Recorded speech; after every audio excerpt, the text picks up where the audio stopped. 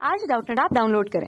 Doubtnut पर अपने सभी गणित, रसायन विज्ञान, भौतिक विज्ञान और जीव विज्ञान के डाउट्स का करो सफाया। बस प्रश्न की फोटो खींचो, एक ही प्रश्न को क्रॉप करो और तुरंत वीडियो सोल्यूशन पाओ। अभी डाउनलोड करें।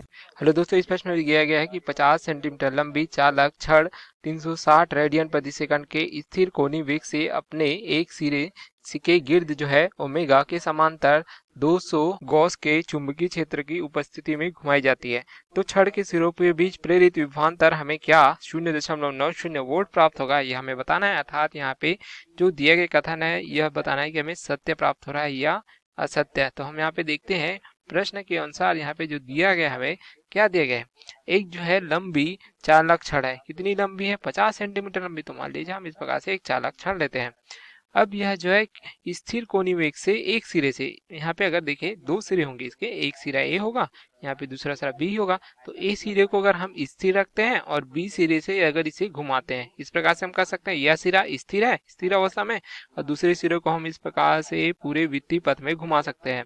ठीक है, अब यह किस प्रकार से घुमाया जाता है, जब यह चुंबकीय क्षेत्र में रखा जाता है तब घुमाया जाता है। अब चुंबकीय क्षेत्र किस प्रकार से होगा, यह जो है इसके समांतर, तो चुंबकीय क्षेत्र इसके जो है इस प्रकार से हमें लंबवत जो है प्राप्त होगा। चूंकि चुंबकीय बल रेखा है हम कुछ इस प्रकार से भी दर्शा सकते हैं, लेकिन हमने इसे जो है कागज के तल के लंबवत अंदर की ओर दर्शाया है। अर्थात यह चुंबकीय क्षेत्र हमारी ओर से देख सकते हैं, कह सकते हैं इस प्रकार से अगर जो है, तो यह जो है कागज के तल के लंबवत अंदर की ओर जा रही है चुंबकीय बल रेखाएं।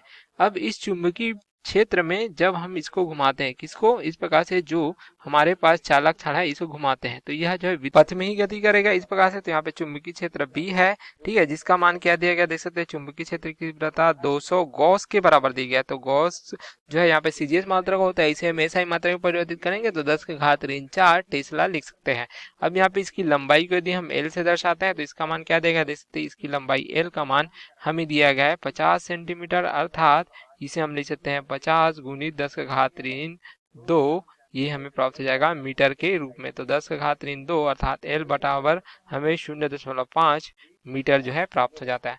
ठीक है, उसी प्रकार से यहाँ पे कितने ओमेगा जो कोणीय वेग है, क्योंकि यहाँ पे देख सकते हैं वित्तीय पथ में जब गति करती है तो यहाँ पे जो वेग होता है वह कोणीय वेग होता है, और इस कोणीय वेग का मान हमें दिया गया है इस प्रकार से 360 रेडियन प्रति सेकंड के रूप में। इस कोणीय वेग से यह जो इस वित्तीय पथ में घूमती है, एक सिरा स्थिर है अर्थात इसे हम केंद्र समझ सकते हैं, तो यह केंद्र होगा ए वाला सिरा, और बी वाला सिरा इसकी परिधि पर देख सकते हैं अलग अलग बिंदु। कुछ समय पश्चात यह जो तार यहाँ से देख सकते हैं जो छड़ है इस प्रकार से इस स्थिति में हमें प्राप्त होगा, उसी प्रकार से कुछ समय पश्चात यह हमें कुछ इस प्रकार से इस स्थिति में प्राप्त होगा।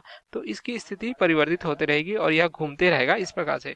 ठीक है, तो इसके सिरों पर अर्थात ए और बी के बीच जो उत्पन्न विद्युत वाहक बल है, क्या इसका मान हमें जो है 0.90 वोल्ट प्राप्त होता है या नहीं, यह हमें बताना है।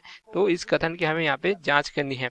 तो चूंकि यहाँ पे जो विद्युत वाहक बल उत्पन्न होता है, अगर मान लीजिए यहाँ पे जो है इस प्रकार से जो छड़ है इस स्थिति में पहुंच जाती है, अब यह जो दूरी है देख सकते हैं, मान लीजिए कि हम इसे किससे दर्शाते हैं, यहाँ पे डी, अगर हम देखें इस प्रकार से, अगर पूरी एल दूरी है यहाँ पे एल लंबाई, लेकिन डी एल के लिए देखें तो डी एल के लिए जो यहाँ पे क्या उत्पन्न हो जाता है विद्युत वाहक बल, यदि डी ए है तो इसे हमें पता है किसी चालक छड़ के लिए जब चुंबकीय क्षेत्र में घुमाया जाता है तो चुंबकीय क्षेत्र बी है, यहाँ पे इसकी लंबाई डीएल के बराबर है, डीएल दूरी के लिए हमने लिया है, तब यहाँ पे विद्युत वाहक बल डी है, तो यहाँ पे इसका वेग भी है, तो इस प्रकार से हमें जो है साइन थीटा के रूप में प्राप्त होती है। अब यहाँ पे जिसकी लंबाई है, ठीक है, ये लंबाई इस दिशा में है, चुंबकीय क्षेत्र इस दिशा में, दोनों के बीच कोण जो है कितना है 90 अंश का है, तो साइन यहाँ पे क्या होगा, साइन 90 अंश के बराबर होगा, और यह जो उत्पन्न विद्युत वाहक बल डी ई हमें बी डी एल वी के रूप में प्राप्त हो जाएगा इस प्रकार से।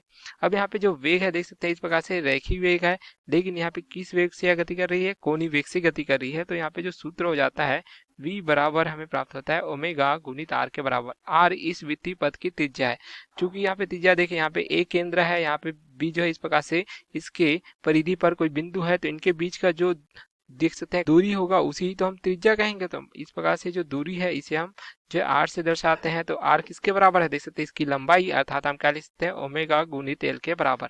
ठीक है, अब पूरे जब देखें पूरे वित्तीय पथ के लिए यह जब इसे घुमाया जाता है, यह हम कह सकते हैं कि जो 0 से एल तक के लिए देखें तो यहाँ पे क्या मान हो जाएगा, कुल विद्युत वाहक बल यदि ई है, हमें क्योंकि छड़ के लिए ज्ञात करना है, तो ये हो जाएगा ई बराबर, यहाँ पे इसका क्या करेंगे समाकलन, ये क्या हो जाएगा 0 से लेके एल तक। तो यहाँ पे इसकी लंबाई जो शून्य से ए पर देखे तो शून्य होगा, बी तक पहुंचे तो एल होगा, तो शून्य से एल तक यहाँ पे इसका क्या करेंगे हम समाकलन v का मान रख देंगे ओमेगा गुणित एल के बराबर, या हम इसे लिख सकते हैं ई बराबर शून्य से लेकर एल। बी यहाँ पे परिवर्तित नहीं हो रहा है समय के साथ, उसी प्रकार से यहाँ पे ओमेगा परिवर्तित नहीं हो रहा है, यहाँ पे परिवर्तित हो रहा है एल और डी एल।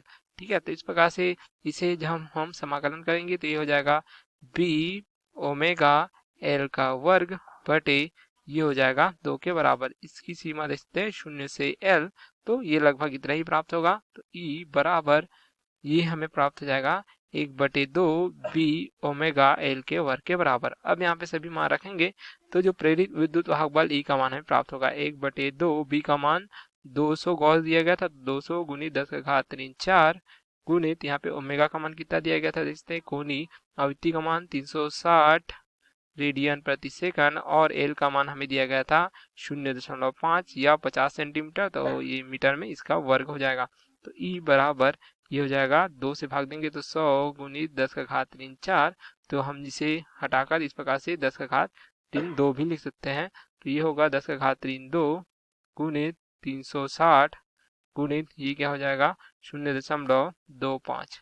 तो ई बराबर हमें जो है मान जो है प्राप्त हो जाता है 0.90 वोल्ट के रूप में। तो यही हमें इस प्रश्न में देखना था कि क्या प्रेरित विद्युत वाहक बल का मान इतना हमें प्राप्त हो रहा है 0.90 वोल्ट के रूप में। तो जो दिया गया यहाँ पे प्रश्न है हमें सही प्राप्त होता है, था जो यहाँ पे कथन दिया गया कि छड़ के सिरों पर प्रेरित विद्युत वाहक बल या विभवांतर का मान क्या होगा 0.90 वोल्ट, तो यह कथन सत्य होगा। Okay, thank you. कक्षा 6 से 12वीं से लेकर नीट, IIT, JEE वो एडवांस के लेवल तक 1 करोड़ से ज्यादा छात्रों का भरोसा। आज ही डाउनलोड करें डाउटनेट ऐप या व्हाट्सएप करें अपने सारे डाउट्स 8400 400 400 पर।